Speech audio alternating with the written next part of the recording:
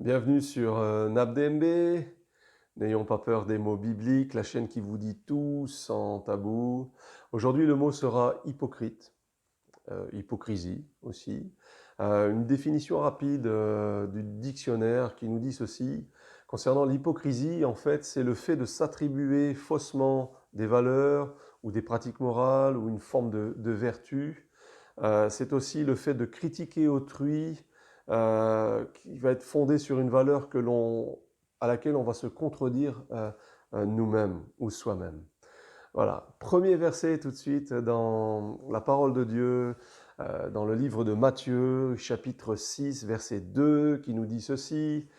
Lorsque tu fais l'aumône, ne sonne pas de la trompette devant toi comme le font les hypocrites dans les synagogues et dans les rues, afin d'être glorifiés par les hommes. Voilà, afin d'être glorifiés par les hommes, je vous le dis en vérité, ils reçoivent leur récompense. Voilà ce que Jésus va dire dans ce verset ici. Et le mot grec qui est utilisé ici, c'est upokrites. Upokrites signifie quelqu'un qui répond, qui réplique, un interprète. Il veut dire aussi un acteur, un joueur de théâtre, celui qui dissimule un hypocrite. Voilà la définition de ce mot ici en grec. Un deuxième verset qui se trouve dans la parole de Dieu, toujours dans le livre de Matthieu, mais un petit peu plus loin, au chapitre 23 et au verset 28, ce verset qui nous dit « Vous de même, en dehors, vous paraissez juste aux hommes, mais en dedans, vous êtes plein d'hypocrisie et d'iniquité. » Et là, Jésus s'adresse en fait, sur ce verset-là, il s'adresse exclusivement, je dirais plus particulièrement, aux scribes et aux pharisiens de cette époque-là, parce qu'ils s'occupaient mal du peuple et le Seigneur va leur reprocher.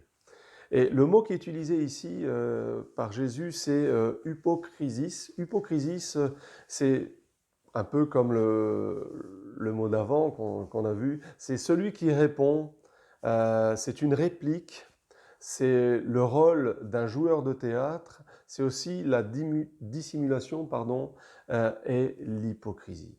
Voilà, c'est la définition de ce mot-là.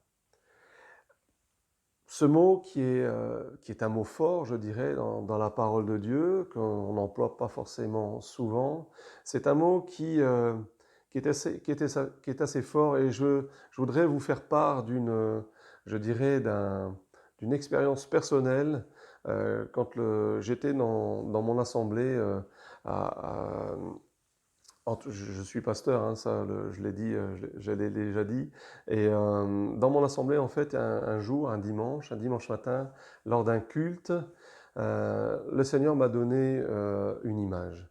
Et cette image était l'image de personnes qui portaient des masques à certaines occasions. C'est-à-dire, vous savez, je me rappelle, c'est comme les masques vénitiens du carnaval de Venise. Et en fait, les personnes, je voyais vraiment ces personnes à tour de rôle avoir un masque devant le visage, avoir un autre masque devant le visage. Et je me suis dit en moi-même, mais Seigneur, qu'est-ce que ça veut dire? Qu'est-ce que cela veut dire?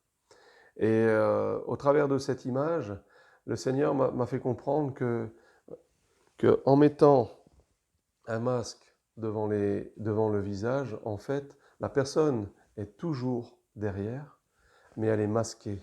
C'est-à-dire qu'on ne voit plus son vrai visage. Et elle le fait, les personnes le faisaient quand elles discutaient avec les uns et les autres, elles mettaient ce masque pour ne pas qu'on puisse voir la véritable personne qui est derrière ce masque. Voyez, si je l'enlève, de nouveau, vous voyez mon visage, mon vrai visage. Et ce qui était intéressant, je dirais, ce qui était dans cette image que le Seigneur m'a donnée, c'est qu'il y avait plusieurs masques. Il y avait plusieurs masques de couleurs différentes, comme je viens de faire maintenant ici, avec ce masque rouge et doré, avec ce masque argenté et noir. Et en fait, les personnes s'adaptaient en fonction en fonction des discussions qu'elle pouvait avoir avec les uns et les autres. Elle s'adaptait en fonction de la personne en face de qui elle était. Et là, je suis toujours moi là derrière le masque. Mais la façade n'est pas la même, n'est plus la même. Et le véritable reste, bien sûr, derrière le masque.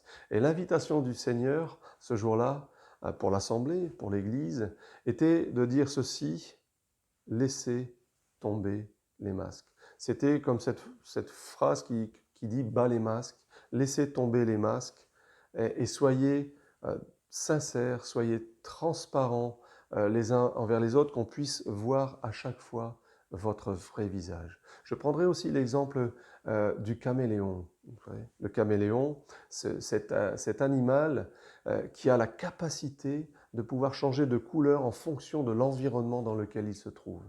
Et bien là, il y avait aussi cette image du caméléon qu'on pourrait prendre par rapport à quand on se retrouve face à une personne, on peut être à l'image de ce caméléon, se, se, se transformer, je dirais, transformer, changer euh, et s'adapter en fonction des personnes avec lesquelles on va parler et discuter. Et là, l'invitation de Dieu, c'était vraiment, et je pense qu'elle est valable pour nous tous, pour tout croyant, c'est que nous devons être sincères, que nous puissions être sincères les uns envers les autres et que nous puissions être à visage découvert les uns envers les autres, tel que Dieu nous voit, que les autres puissent nous voir de telle manière. À bientôt.